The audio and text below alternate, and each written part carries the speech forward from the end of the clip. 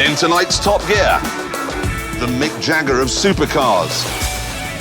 Our quest goes on to find Britain's fastest faith. And the Stig sorts out TVR's new coupe. Hello and a big Yuletide welcome to our festive edition of Top Gear.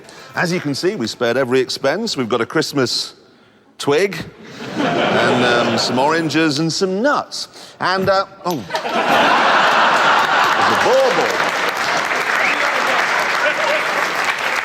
No, I tell you what, let's just forget about Christmas, shall we? Let's talk about big, shiny 4x4s.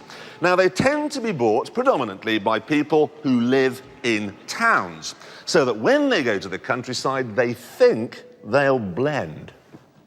Really? This is the countryside. It's a brown and gnarled place, much like the people who live in it. And these are the cars that rural people drive. Willington boots with wheels. Muddy, broken things that are held together with straw and dead pheasants. It's hard to blend here, unless you live here.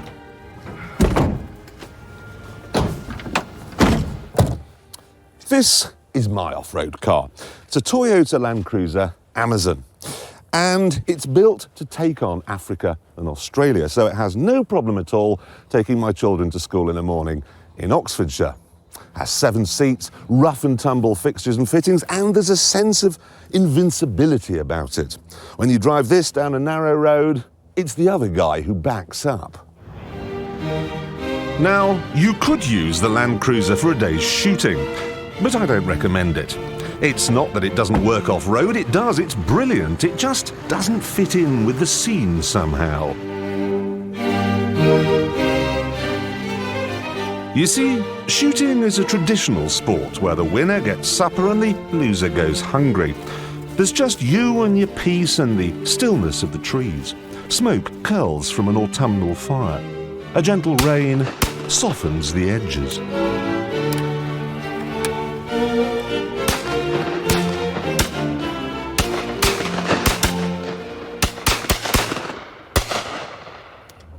And in this traditional scene, the Land Cruiser's just too chintzy somehow. I mean, look, that is green, and that's Toyota's idea of green. It just doesn't work. The BMW X5 is also hopeless, but for a different reason. Yes, it's big, and yes, it has four-wheel drive, but that's the end of the story.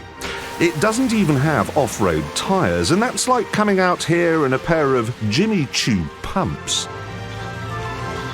This car is Milli Vanilli. Looks good on paper, but actually, it's just miming.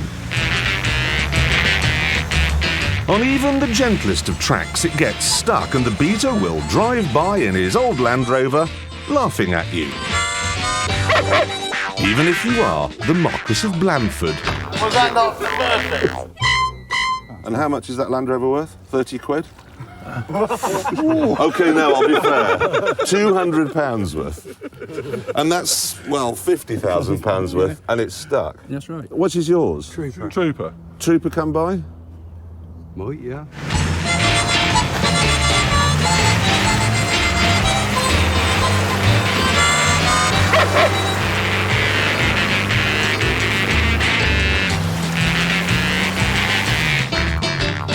The really strange thing is that Land Rover is exactly the same age as me, and it's the only thing that's got up this. I couldn't get up this hill.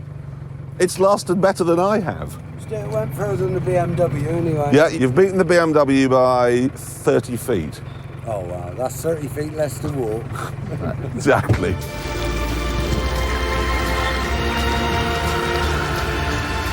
So what about the Jeep Grand Cherokee? Surprisingly, for an American car, it's quite restrained. It does blend into the Oxfordshire backdrop. And it is good at dealing with the rough stuff.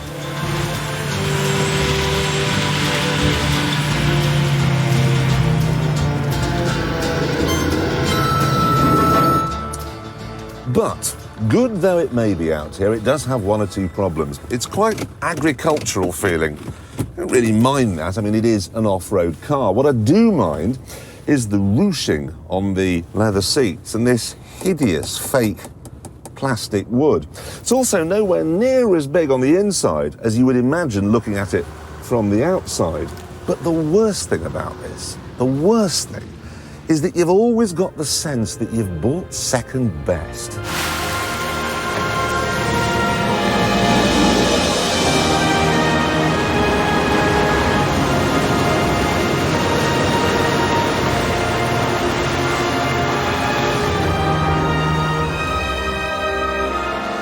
The new Range Rover is £20,000 more than a Jeep. These days it's more a luxury yacht than a car. But don't worry, it can still play rough. Okay, look at this. I flick this switch here to engage the hill descent control, put it into neutral, engage low range, back into drive, and now I just point it at this seemingly impossible slope here.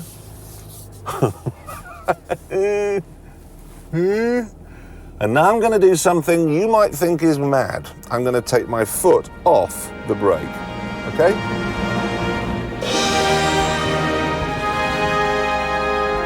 That's astonishing. I can feel the anti-lock brakes grabbing each of the wheels in turn, making sure that we stay straight and that we continue to do a walking pace all the way down the hill.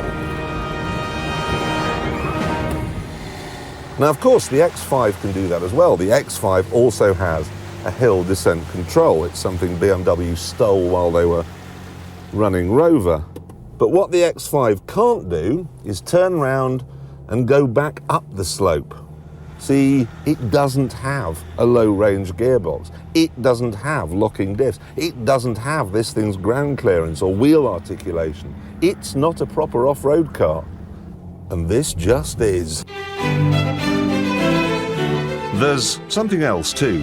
A Range Rover looks good outside the Savoy, but it looks even better out here.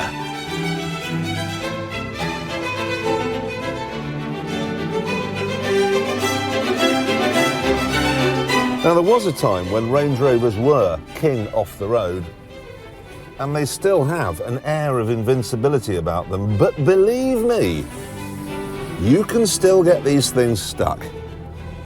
Really stuck. See what I mean? First to try and get it going was Lord Blandford. Well, it was his garden. He, however, made things worse, so next to try was one of the locals. But his pickup ended up in the lake. I then decided to fetch my Land Cruiser, but in my haste to get there, I skidded off the track and ended up in a wood. The thing is, if those saplings hadn't have been there, I would be very, very wet. Well, so how do we get it out? Anyone got any thoughts? Why are you laughing at me? What did you say to me this morning? This truck goes anywhere, you said. It does go anywhere. Look, it's come here. While we took a chainsaw to the trees that were holding the Toyota in place, a tractor turned up to get the Range Rover out. But even that was having problems. This is the trouble with filming in the countryside. There's too much mud in it. Eventually, though, all the cars were freed and we could get back to the business of explaining why the Range Rover is so good. Look at this, great slabs of real sturdy timber here and down the sides, and hand-stitched leather, and this foundry finish. It's the best interior on any car anywhere ever, easily.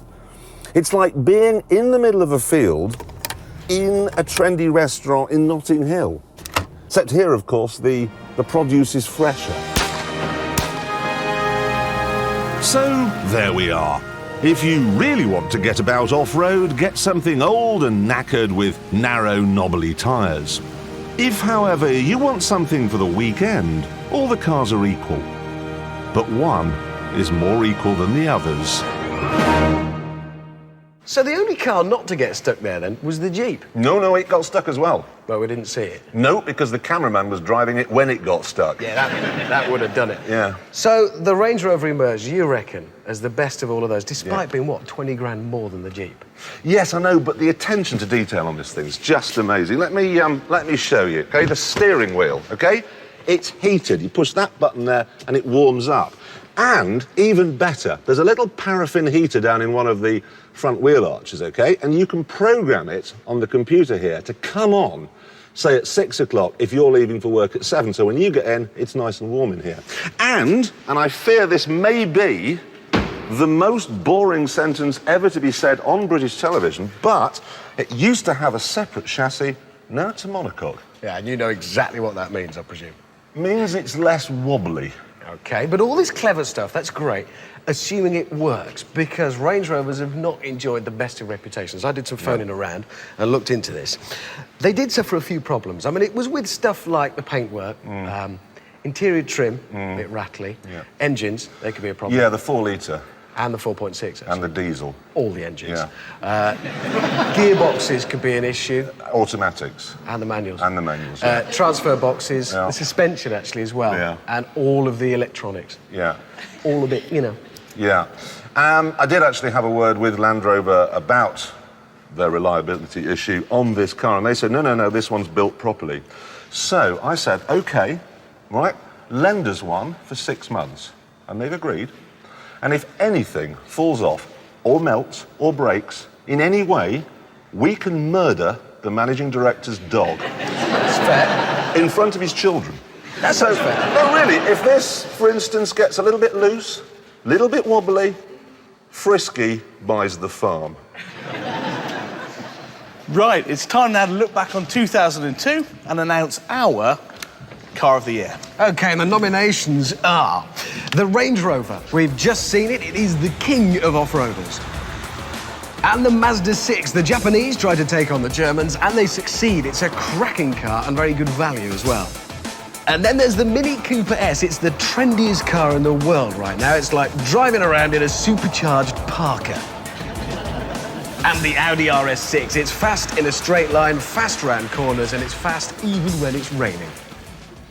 Right. Have we missed anything? Anybody got any more thoughts that we should have put on the show? 62. The what? Maybach 62. The Maybach 62 is a stupid car. We're coming to that later. Anybody else?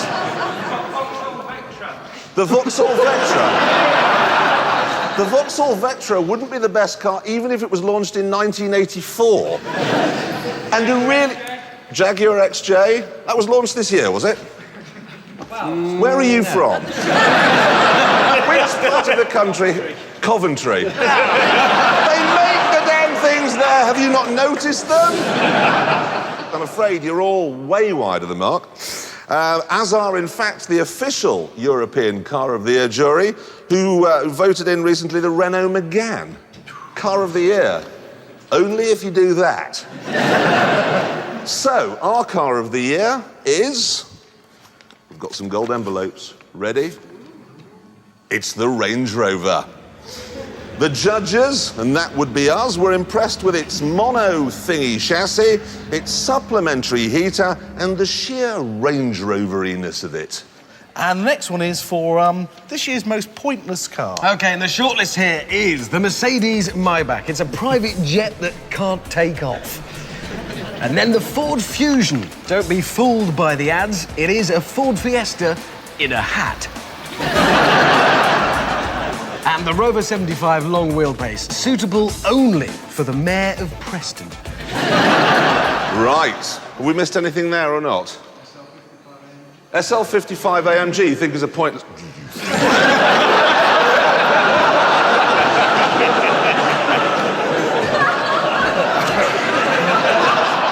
So, let's go to the actual winner, which is... It's the Ford Fusion, everybody! Now, the judges were very impressed with Ford's idleness on this one. They knew that we all liked mini MPVs, they knew they needed to make one, and they couldn't be bothered. Next up, a very popular category here. It's the weirdest Renault category. OK, weirdest Renault of the year. The nominees are as follows. The Velsatis. It's a businessman's car, but only if your business is Enron. The Megane, a family car, but only if your family is the Osborns. And the Avantime, it's a sporty coupe, but only if you don't want a car that's sporty. Or a coupe. And the winner, the weirdest Renault of the year is, in true mad Renault style, it's the Nissan Micra. The judges noted that the designer had plainly got too much ink in his pen.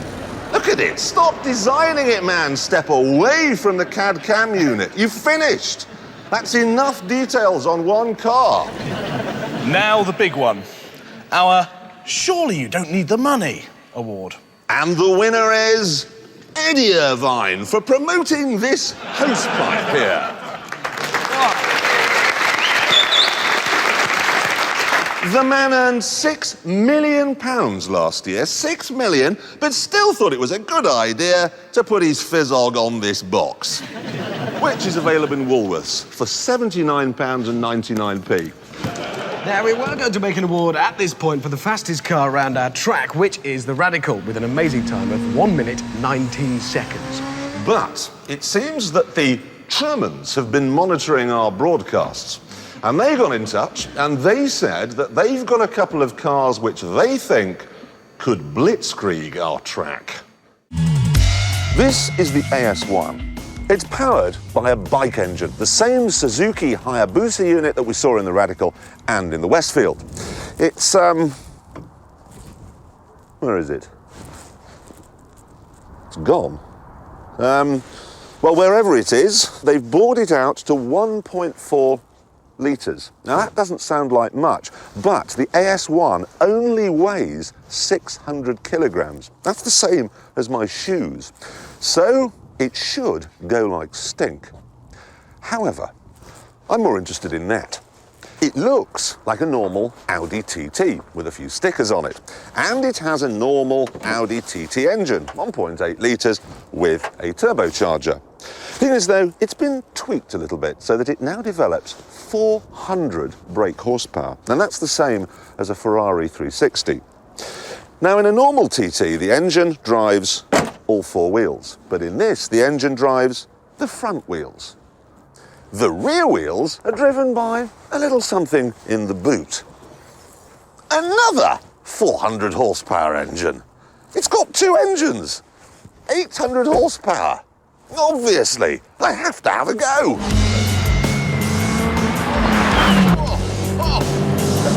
That hurts! Let's see how it handles. Corners are best taken with your eyes shut. That's my tip. Two engines. It's ridiculous. Twice the fuel bills. But, must be said, twice the fun. Great. But these cars must now face the acid test. Bitte willkommen Sie. Das Stig. And it's the AS1 first, but it's got no stereo, so the Stig's in a bad mood. Now, it may not look fast, but it's got hardly any body roll at all. Just look how flat it stays through the hammerhead.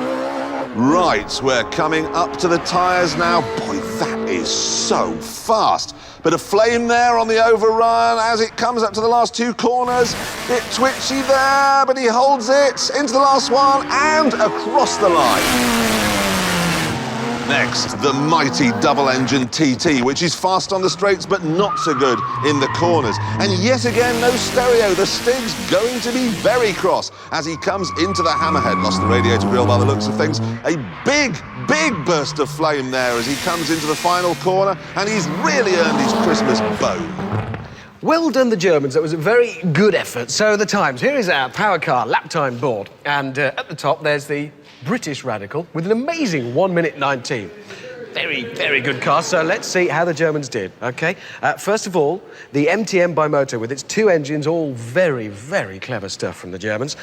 Time was 5:1. No. No, that's not it. That's a score. What made it as a score? It's 1945. 1966. No, that's wrong again. It's actually 1 minute 28, which is very, very good. That puts it faster than a Lamborghini and about 9 seconds slower than the British Radical. There we are. So what about the AS1? Well, very clever little car again from the Germans. That managed it in an impressive 1 minute 29. Oh, dear. Which is a very commendable effort. Oh, dear. Not as quick as the British Radical, which remains as the fastest car of the series at 1 minute 19. Great news. OK, now, a couple of weeks ago, we had a race on our track to find Britain's fastest faith, and it was won by the Church of England.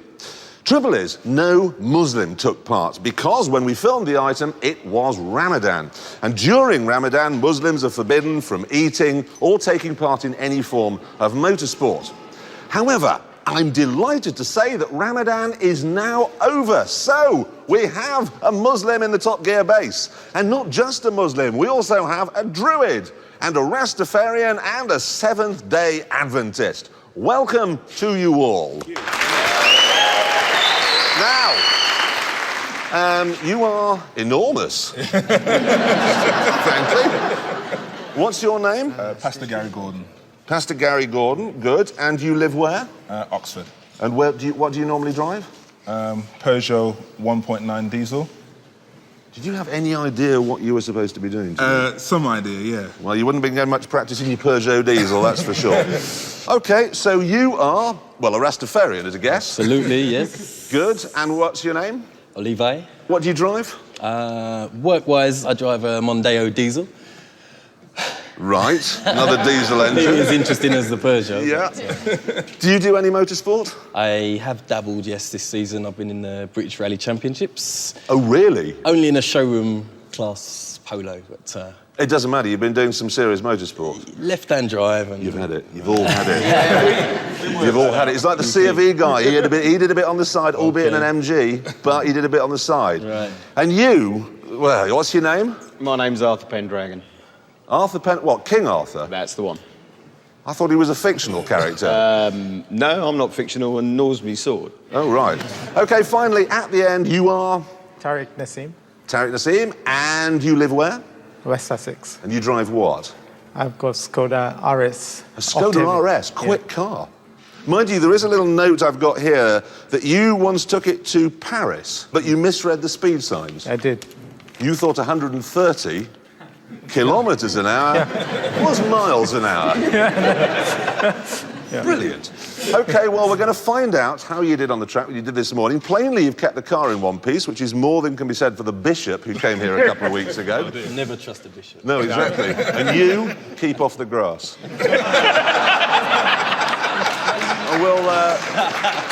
We'll see how you get on a little bit later.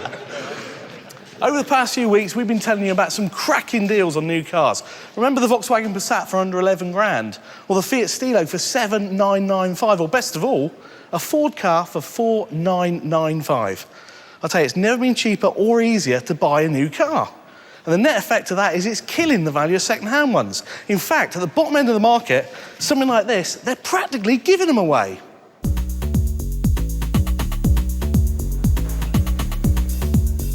Here we are, first car of the day, little Citroën AX.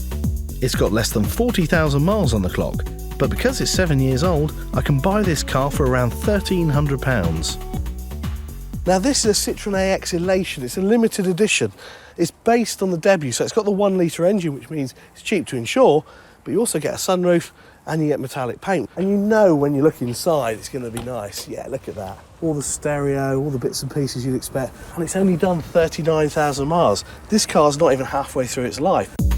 A couple of years ago, an AX of that age and mileage would have cost you £2,000, so it's a steal. Next, I looked for a family car and found this Nissan Primera for under £1,000. You get power steering, get electric windows, you even get a factory sunroof. OK, it's done 98,000 miles, but it's going to be good for at least another 40,000 miles. And you won't be investing in some weather-beaten banger either. A careful check of the paintwork shows there's no telltale signs of accident damage repair. The electric windows work fine, as does the tilt and slide sunroof. And when you rev the engine from cold, there's no nasty knocks or rattles. So all this for £1,000 seems like a good deal to me. But just how low can you go and still get some working wheels? This man, Martin Gurdon, wouldn't even spend £200 on a car. This Nissan 300C cost him £100. It's got 135,000 miles on the clock, but so far it's given him a year's trouble-free motoring. With a car like this, you need things like a strong battery, Right.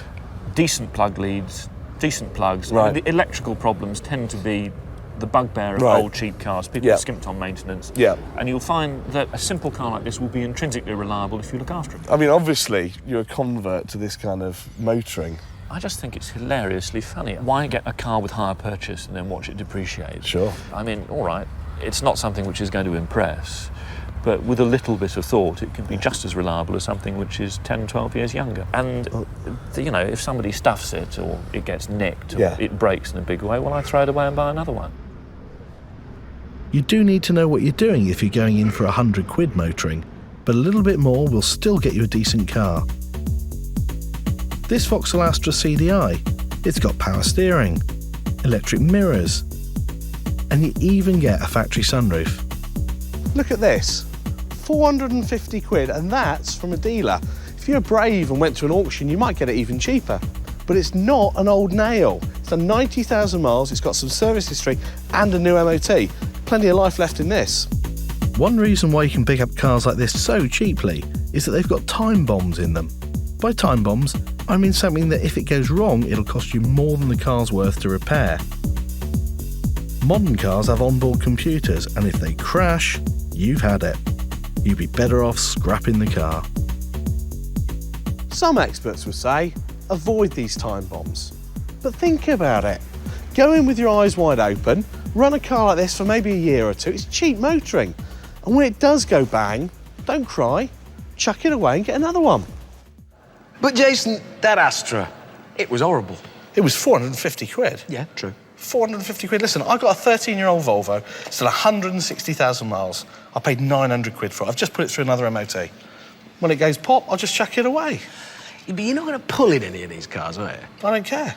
£450 for an Astra. That's what you pay for a service on a new car. True. Right.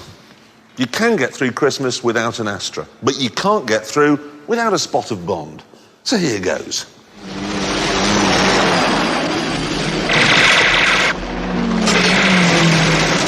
You ever got the feeling somebody doesn't like you?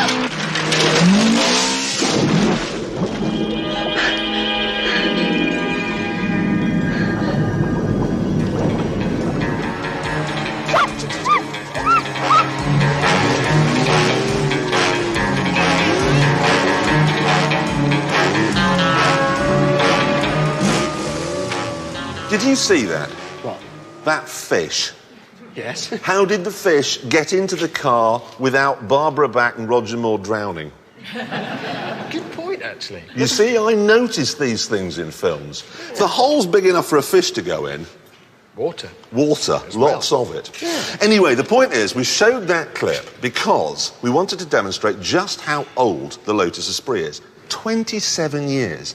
It's a quarter as old as the motor car itself. And if you think about it, it was launched at a time when kipper tyres were popular. I did wonder about these. Yes, no, there's a very good reason for it. Kipper tyres, it went through that. It went through this one, 70s tie. Yes. It did the Reckless Eric. It did the Elvis Costello. And it's still going strong in today's Windsor Knot. Interesting analogy. I know, it's brilliant. And I can't think of anything else from 1975 which looks even half as good as this does today. Be close, don't let me go. Oh no. Yes, I love you. You know it. Just about the only thing that's 70s about a Lotus Esprit today is the price. At £50,000, it's half as much as a Ferrari 360. But don't think it's half the car.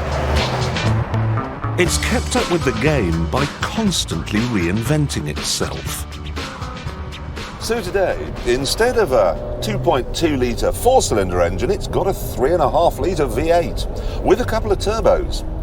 Old-timer it may be, but it can still put its fingers in its belt buckles and headbang like when it was a teenager. And it's not like watching your father dance either. It's quite good at it.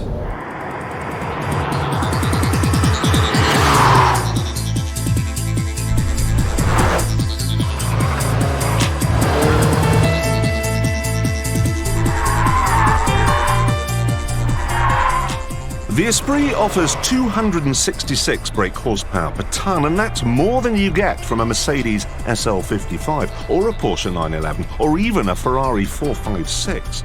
This is like North Korea, small but with a big punch. What this means is that it'll do 0 to 60 in 4.8 seconds. Flat out, it'll hit 175 miles an hour. It's still a very, very fast car. And not just in a straight line either. Through the corners it feels absolutely sublime. There's a hint of understeer to let you know you're getting near the edge, and then if you keep on pushing, a glorious adrenaline rush as the tail slides wide. It is beautifully balanced.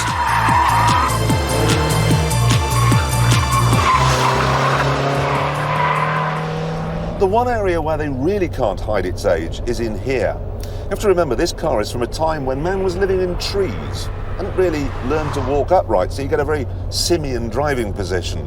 Over the years, they've tried to improve it with a selection of different dashboards and different seats, but that's like rearranging the furniture in a small flat. It's still a small flat.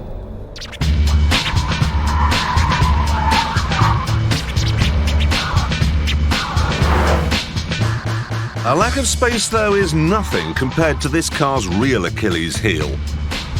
Its gearbox. Changing gear in a car like this should be like stroking a recently washed dog. But in this, it's like stroking a crocodile. It's all notchy and scaly and ugh. It's hopeless.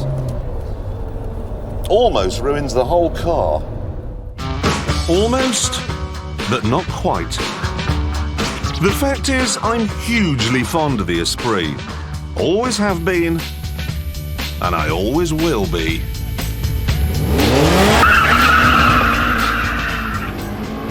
So you love the Esprit, great. Thing is, for how long? That's the big issue, because the gearbox, the thing that actually spoils it, is likely to be the thing that kills it, because they got it out of a Renault 25. Renault stopped making that years and years ago, and they're basically running out. And the problem is, they can't just make their own gearbox to put on the engine, because, well, I mean, how many do they sell a year? Half. Exactly. It's going to cost about £1 million. It won't work. And if that kills it, that's a real shame. Because if you ask anybody of our sorts of ages to draw a supercar, that is what they'll draw. I know, it is the perfect supercar shape. And do you know why? It's got pop-up headlamps. Yep. I love pop-up headlamps. When I was a kid, all I wanted was a car with pop-up. Anything, as long as it did a car that. with pop-up. And do you know how many cars are made today with pop-up headlamps? This and one other. Anyone want to guess what it is? RX-7? RX-7's not made today. MX-5 doesn't have pop-up headlamps anymore. Porsches don't do pop-up headlamps. What? The Ferrari 456. He's got it, man, from Coventry. He doesn't know when to... Well done, it's the Ferrari 456 is the only other one. I think we should have more pop-up headlamps. Why don't they? Where have they gone and why? They say, this is great, they say it affects the aerodynamics. Well, you shouldn't be driving that fast at night anyway. Exactly. So leave them as they Bring are. them back. Anyway, we've still got one thing left to do with this car, of course. Unfurl the Stig. When we asked the Stig to drive the Esprit, huffed and puffed and stomped about saying he didn't like Lotuses very much. I asked him why, but he just stomped about a bit more. The only way we could get him inside was by buying him a Moody Blues CD. Nights in white satin, never reaching the end. The thing about the Esprit is that it's not just fast in a straight line, it's also balanced in the corners. Look at that. The only thing that lets it down, really, is the brakes. Not that he's using them.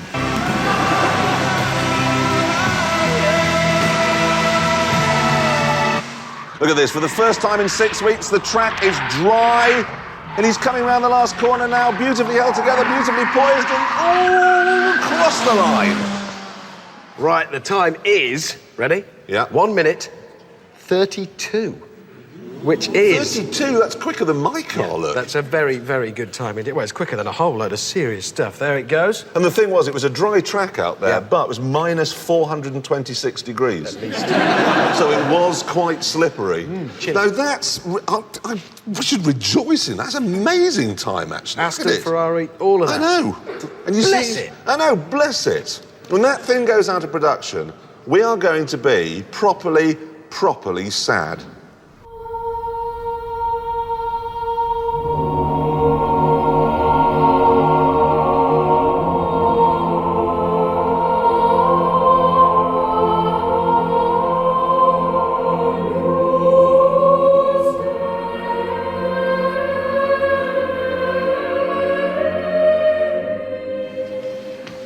Right, the news, and we thought this week we'd look at what to look forward to next year. Yes. Because although we're losing the Esprit, there's quite a lot of supercars to get excited about. Quite a lot's an understatement. It's about 500,000 of them.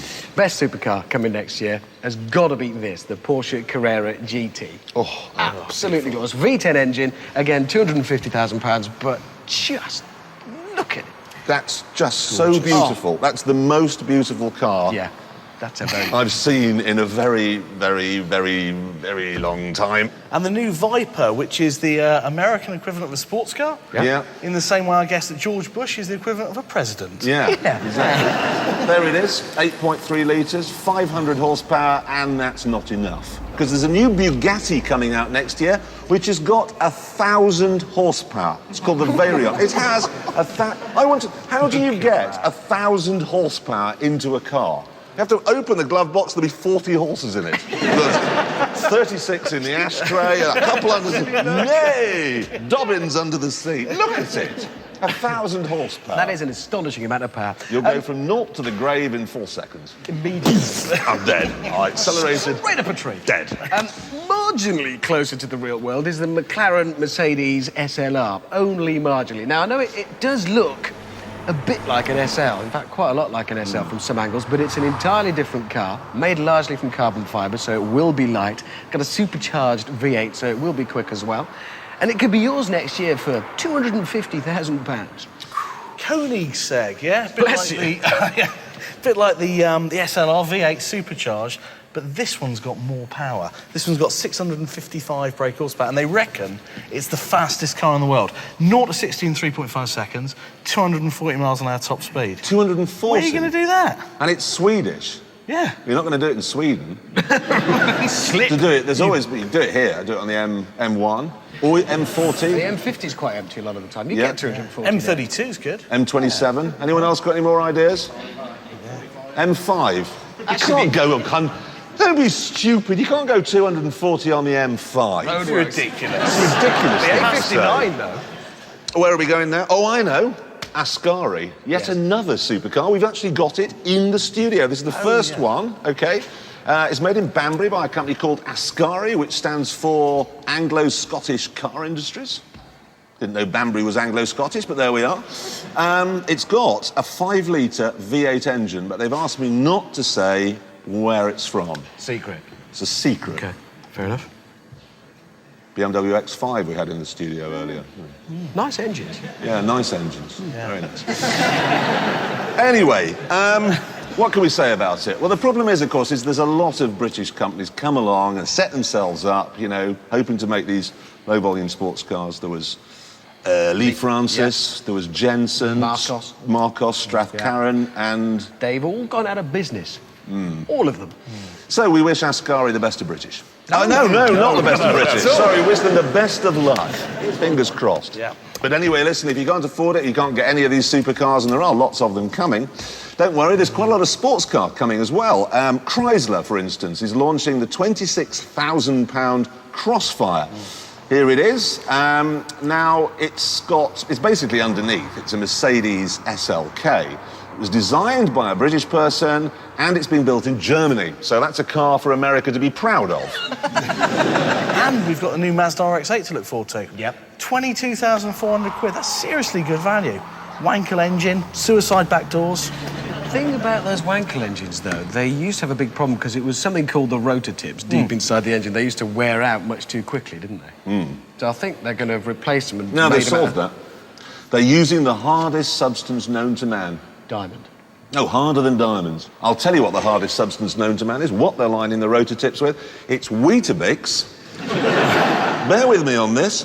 Weetabix that's been left in a cereal bowl and then put in the dishwasher. Have you ever tried to get it off? Nothing. No, I'll buy that. That would do it. I have put 60 tons of TNT into the bowl to get it out, blow the bowl to smithereens, still stuck to the pieces. That would do it. No doubt about it. So that's what they're using. It's the Mazda Weetabix. Are there any really, sensible cars coming next year? Well, I've got a list, actually, of the other cars that are coming, and the answer to your question is not really. Porsche, they've made a £50,000, 150-mile-an-hour off-roader. Not sensible. That's not sensible. Volkswagen, which, as we all know, means people car, they've made a £60,000 Phaeton. People's sensible. People's car. The economy's obviously going better in Germany than we thought. Yeah. There is one, actually. There is one sensible car, the Vauxhall Signum. Now, it's basically a Vectra. Oh, I'm nodding off. Oh, I'm just... I'm coming back. I'm back. We mustn't be put off by its Vectra-ness because it's not like a Zafira, which is the sort of 7-seat Astra. It only has 5 seats. But apparently the ones in the back all move about and recline and things. They're really clever, the ones in the back. It's going to be the first car ever where people will be fighting to get in the back. No, you drive. Really, you have the front. You drive it. I'll sit back here. Thanks very much. Tinted windows. No one will know I'm in it. Anyway, here endeth the news. No, it doesn't, because TVR, they launch a new car about every 3 weeks, and they're all pretty much the same. This is the T350C, their latest offering, and without even looking, I know what I'm going to get. There'll be a really sexy, curvy body. It'll have a glorious-sounding engine, and there'll be 2 seats. And there it is. Thing is, though, this car is going to be bought largely by track day enthusiasts. You know, the kind of people who'll thrash the bottom off it on a Saturday around the circuit and then commute in it on a Monday. So it needs to be a Jekyll and Hyde car, and that ain't easy.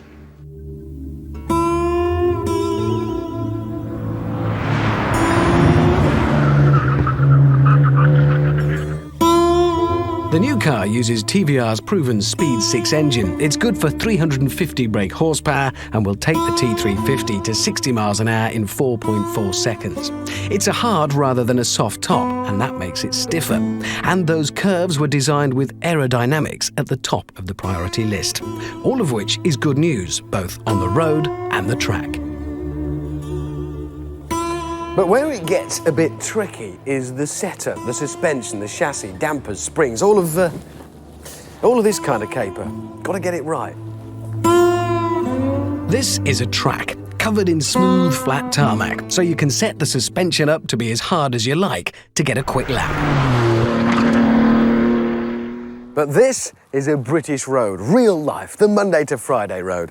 Shoddy repairs, lumps, bumps, mud, and all garnished with ditches. So TVR brought the car and a clutch of mechanics. We added the Stig, who chucked in his 10 penneth, and helped set it up to his liking.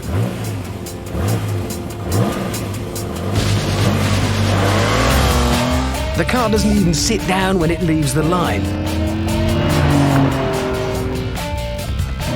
And look at that, it corners dead flat. There's absolutely no body roll at all. That is very fast. And a good lap time of 1 minute 28. But in the process, he's made the car twitchy, edgy, and Stig-like. Right on the limit.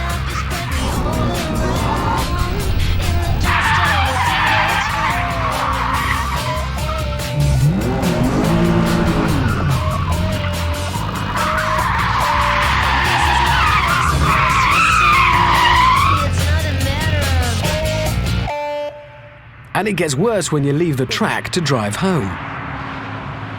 I think the Stig should stick to driving cars rather than messing about with them, because this is absolutely awful on the road. It's so uncomfortable. And not just uncomfortable, I can't steer. I really have no idea which direction we're going to go in next. It's just random. So it's back to the pits, and the Stig is told to get a grip on real life and help TVR set the 350 up so that we can all use it.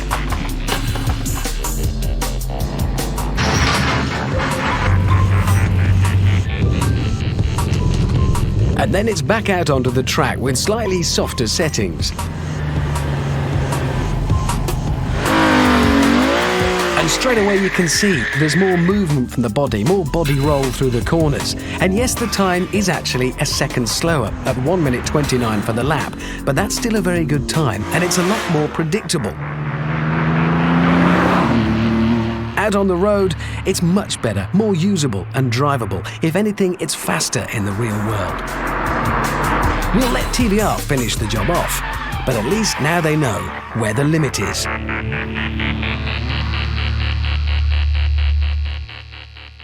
There's one thing I want to do with this car, okay? Think of a better name for it. T350C sounds like an iron. Yeah, whatever it is, it's got a plug on it. Is an appliance, so it won't do.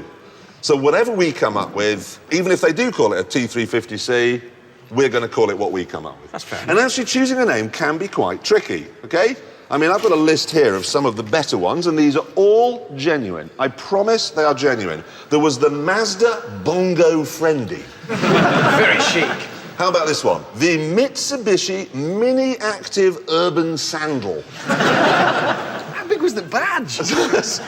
Or this is the best of the lot. The Isuzu Mysterious Utility Wizard.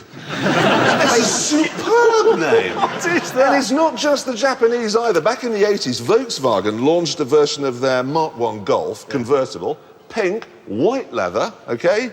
And they called it the Fancy Boy. Genius. We didn't get that one in the UK, did we? No, the UK importers said, no thanks. Yeah, funny that. Exactly. Now, TVR in the past have been very good at names. They had the Cerbera, which was, it's a sort of dog. It's a dog thing. And then they had Chimera, which was a she-goat. And Tuscan, which was the supreme god of everything. And now they've come up with the microwave. So we've got to do better than that. And I've got a perfect idea. Ready? The Widowmaker. Oh, absolutely. You can't call a car Widowmaker. That's awful. Can? I just have. It's the TVR Widowmaker. They called the Starfighter jet in the 60s. That was a Widowmaker. Pilots queued up to fly it, killed themselves, and then another one took their seat. Everyone wanted to fly it. You can't. But I know where you're going, though. It needs to be that sort of forceful, like, TVR Armageddon or Armageddon. Anyone else got any ideas? Poseidon. Poseidon. Quite like that. Quite like Poseidon. What's it the god of? The sea. The sea. Pertinent. Anyone else got any? What? Thor. Thor. I like Thor. Thunder. Yeah, TVR Thor. It's got a bit of oomph to it. That's very, very poor. The wizard. No, it's a wizard. I don't quite like the TVR Harry Potter. There's something about it. It's like the TVR Famous Five. But the TVR Beatrix Potter. Peter the Rabbit. We could go on forever, you I think idiot. you're missing the point. It's the Paddington Bear. Oh, That's it's perfect. But I think, if I'm not allowed to call it Widowmaker, how about the TVR Valhalla? Yeah, wasn't that where What the do you mean, Vikings... yeah? That's, in fact, I've decided. It's the end of the Oh, discussion. it's like Cool Wall all over again. It is. It's like the Cool Wall. I've decided. We've heard some great names, but this is, whatever TVR call it, the Valhalla. The end. That's it. That's where the Vikings hung out, when they were dead, isn't it? Yeah, dead Viking burial ground. TVR. Perfect. Well, there's no point in arguing, fair enough. We've sorted it. That's a relief. Anyway, now's the time, the second coming of our fastest faiths, and we're going to find out whether any of our chaps here were quicker than the Church of England. As with our previous Fastest Faith shootout, the race will be run in a 340 brake horsepower Subaru rally car. So, would the Church of England remain the kings of the track? First to go, Tarek, the Muslim.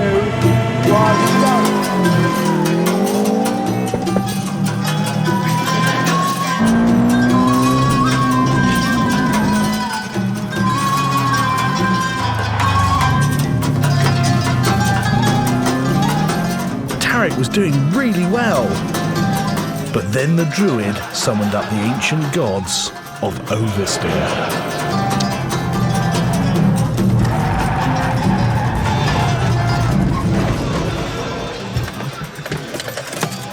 Just one spin. You do score extra for donuts, don't you? But Tarek overcame the wizardry to finish the lap.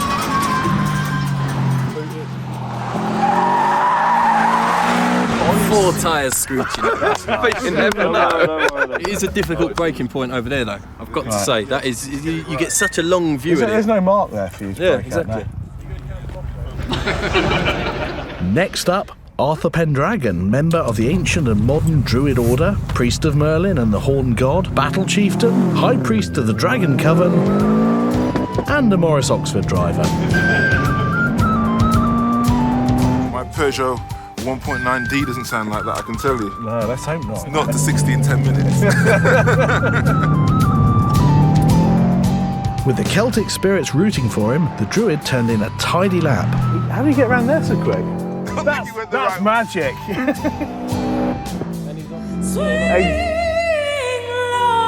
Gary, the Seventh-day Adventist, was next. But yet again the Druid had struck, this time casting a spell that shrank the car.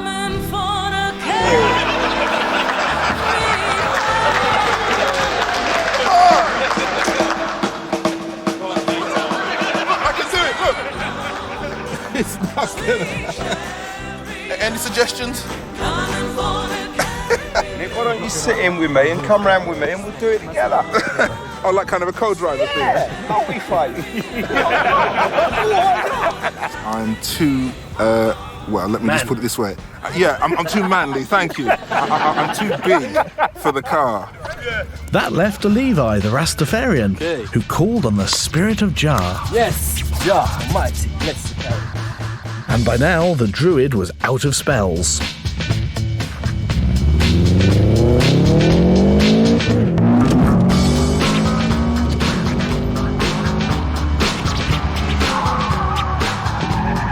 And at last, a proper rival to the current champion from the Church of England. Because, like him, Levi's an amateur weekend racer. And it showed.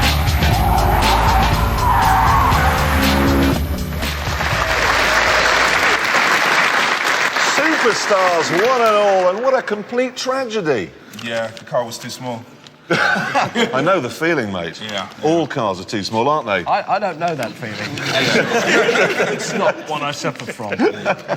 Why do I have to stand here? Let's do the results. Right, here we go, in reverse order, as is traditional. In 4th place, that'll be you, Gary, because you couldn't get in the car. Scored a time of, so far, about 4 hours. Going well. Not to worry. 3rd place, King Arthur, kind of predictably, really, with a time of 1 minute 48. In 2nd place, Tarek, with a very good time, 1 minute 41. Thank you.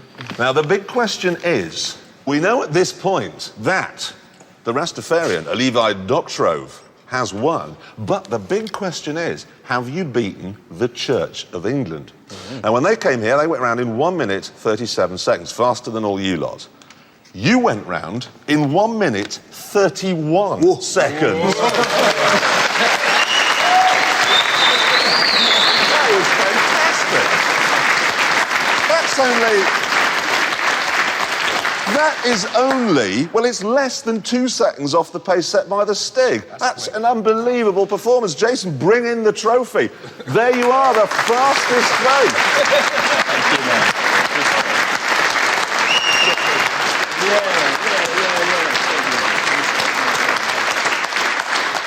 Well, actually, it's the fastest faith for now, unless we can find a smaller Seventh-day Adventist or a bigger car. Anyway, every week we put a star in a reasonably priced car, OK? We've done that throughout the series, and they've been a mixed bag. Ladies and gentlemen, Harry Enfield. Hope I don't die. Ready, steady, go. Oh, it went skid. Up at 30 miles an hour. Hey, I lost control of that. Jamiroquai frontman, JK! Don't be punished. Don't be tempted to put too much power on. That's beautiful.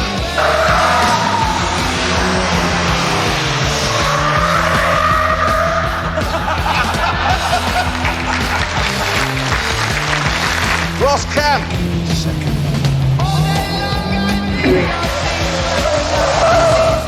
Rubbish. I hate you. I hate you so much, Gloves, and I'm going to get you back at some point. Jonathan Ross. But look at that magnificent turn. He wasn't. In this bit, I think I have to go around the edge. You look ridiculous.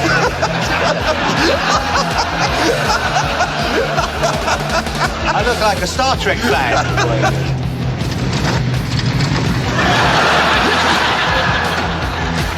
You're lucky I'm still alive. Do you think I care? No, but you're lucky. Who'd like to see some of the practices that he had? Here we go. I thought it might be faster. Ladies and gentlemen, Steve Coogan. There's a Glad I cleaned my teeth. There's a gradual build-up of terror by the looks of things. Start with mild panic. Well, that's quite neat. I drive a Lexus. 53. Ross Kemp's going to be so angry about that. Ross Kemp. Sarah Palmer Tomkinson. I'm coming up to Harvey Nichols and the shop's about to close. I mean, last thing you want, sexy man on the street, wave to him. Don't crash, but when I park, I think that the bumpers are there, so you go bump, bump, bump, bump, in. From Status Quo, Rick Parfest. Oh no, that's... Beautiful. Oh no, there's more. Probably broke wind. Back on.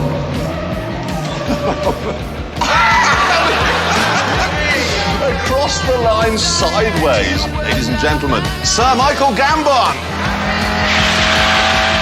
You do look quite scared. Tyres! Oh! You were very close to the tyres there. You're supposed to be. Yeah, no, well, it was beautifully. Actually, you're off the... You hit...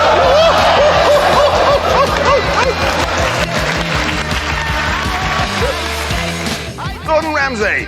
Bloody hell, I could have swore I just saw a traffic warning. That taste of petrol. And that was done on the Subaru Forester, a flat 4 engine. It's a very good base.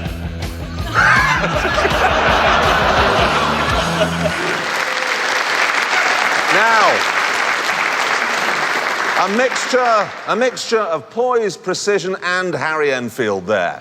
But now it's time to award the prize to the fastest celebrity in the whole series, and it was, if we look on this board, JK with a time of 1:48, and he's here, everybody!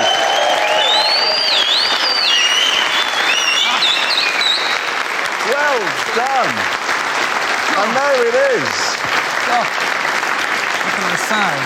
I should apologise for the end that's come off the there. BBC has really pushed the boat out. Slightly broke. Would you like to make a speech? A little Tom Hanks style acceptance speech would be good. No, it's okay. I'd just like to say to everybody that it's one of the greatest days of my life to get this to get this award, and you know, I mean, no Brit Award or Grammy could come close to it, and I just want to thank Jeremy, the BBC, God, Mum, everybody. Thank you. Fantastic.